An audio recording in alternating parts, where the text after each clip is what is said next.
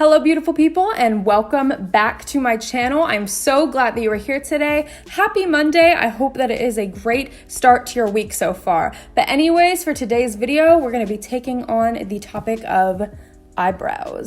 Now, I know that as a beginner, it can be really scary because you don't want to go too crazy. We've all seen the famous Instagram eyebrow, which is super intense. But for today, I'm going to be showing you guys how to get a natural looking brow with powder and with pomade as well. And so that will give you guys a whole range of options if you prefer one over the other. So I'm going to offer you guys as many tips as I can to help you out on your eyebrow journey. So if you're a beginner, this is really going to help you out. But with that being said, if you guys would like to see how to get some awesome brows, just keep on watching.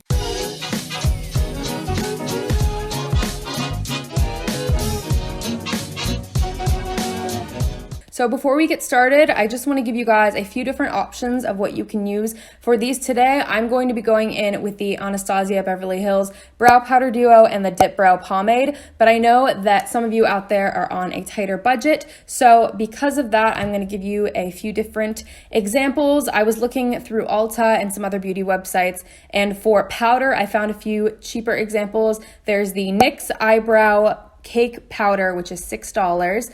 And also the Ulta Brow Powder Duo, which is $10. And on the pomade side, I found the NYX Tame and Frame Brow Pomade, which is $7.50, the Morphe Brow Cream, which is $6, and the Milani Stay Put Brow Color, which is $8.49. So those are just a few options for those of you out there that are looking for something maybe a little bit cheaper to start out with, because I completely understand not wanting to make the full plunge on the more expensive stuff if it's not even something that you're gonna like. So those are a few examples of that. I'm gonna be doing the Brow Powder Duo on my left eye and the Brow Pomade on my right eye. But with that being said, I'm gonna go into the tutorial. All right, so first we're starting out following the curve of our, not lashes, brows on the bottom, just following along that bottom curve to get that straight line solidified. And then I'm taking my brush at a slant. I'm going to start out by following the natural curve of my eyebrow, and then you'll slowly see that I go a little bit outside the natural hairs of my brow just because I want a certain shape to it. And so I put a little bit extra in places where I don't necessarily have the hair there, like I just did on the outside, because I'm going for that certain shape, a little bit rounded with just the tiniest bit of a point on the curve of my brow. So I'm slowly building up, and you're gonna wanna take the product and you're gonna wanna put it on the places you need it the most first. So probably on that curve of your brow, on the bottom of it, and then you'll take whatever is left on your brush to evenly distribute throughout. You're not gonna wanna go back in a whole lot of times and pack on a ton of product. You're gonna use what you've got to evenly distribute it out. And see, I just kind of corrected the line there, but now I'm going in with the front. This part is the most important because this is where you're going to fade out. You want to have the least amount of product on your brush when you're doing the front. And as you could see, I went in with those side strokes and the up and down strokes as well to give the illusion of hair being there, but without there being just that straight line that makes it look like a block. You don't want that. That is not what you want. And then I'm just going through correcting. I'm darkening up where it needs to be darker because, like I said before, I went a little bit outside of the natural curve of my brow, but I'm just darkening up those areas. I'm evenly distributing the product throughout, and I'm just continuing to fade so that it looks as natural as it can be and it's not super crazy. Obviously, if this is too dark for you, go in a little bit later, but this is the final result with the powder. So stay tuned for the pomade. And this is the brush that I use, just a normal slanted brush.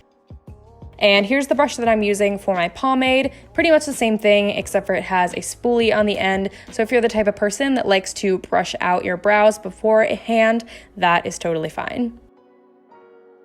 And I'm going in with the pomade, and as you can see here, I'm wiping some of it off on the side because I want to go in with a tiny little bit, because you can go in with too much too fast and then it's really hard to correct. So we're doing the same thing, going along, and as you can see, it looks really light at first when I'm starting out, but that's because I'm building it up a little bit at a time, and I'm going in the same spot, going along the curve and then taking what's left to the top. So it slowly builds it.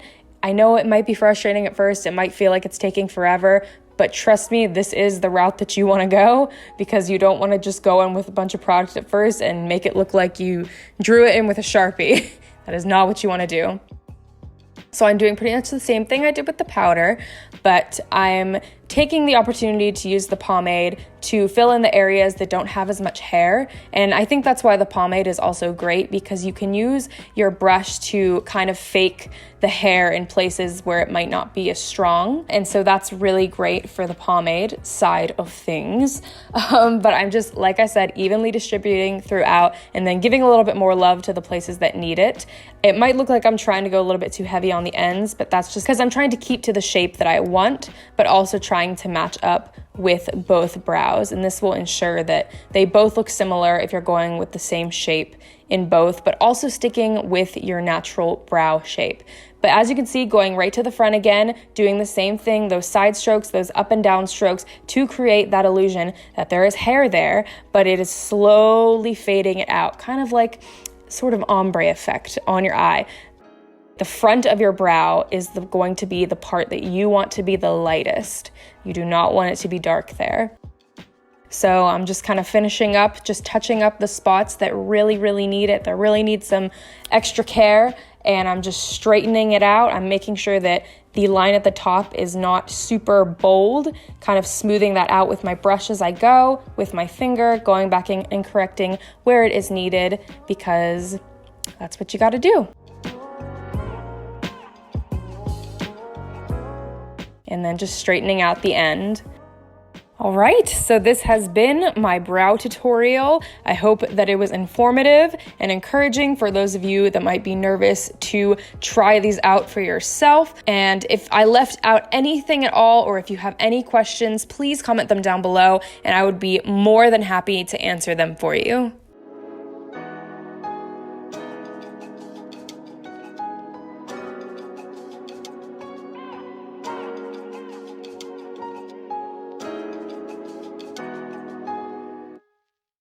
All right, guys, so that is the final brow look. I hope that this really helped you guys out on your journey to rockin' brows. If there are any other beginner tutorials that you want me to do, I've already done a winged eyeliner one on my channel, but if you wanted me to do anything like contour, blush, highlighter, anything like that, just let me know down in the comments below, because I would love to hear your suggestions. Anyways, if you guys would like to receive some encouragement and prayer, just stick around with me for a few extra minutes. So as you guys know, there is a lot of stuff going on in the world right now. The whole George Floyd incident and everything like that, just so much stuff going on. I know that a lot of people are saying stuff about it right now. A lot of people have been speaking up, which is great. But I just really wanted to read a scripture to you today that just kind of encapsulates how we are supposed to react in situations like this. I know you guys probably want more of a response out of me, but I actually did do a live stream with my husband on our youth group's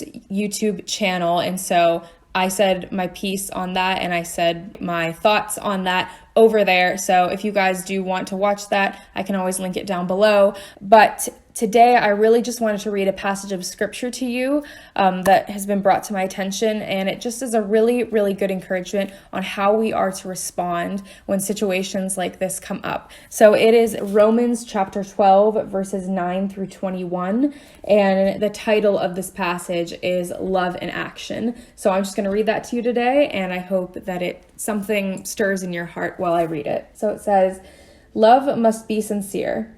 Hate what is evil, cling to what is good. Be devoted to one another in love. Honor one another above yourselves. Never be lacking in zeal, but keep your spiritual fervor, serving the Lord.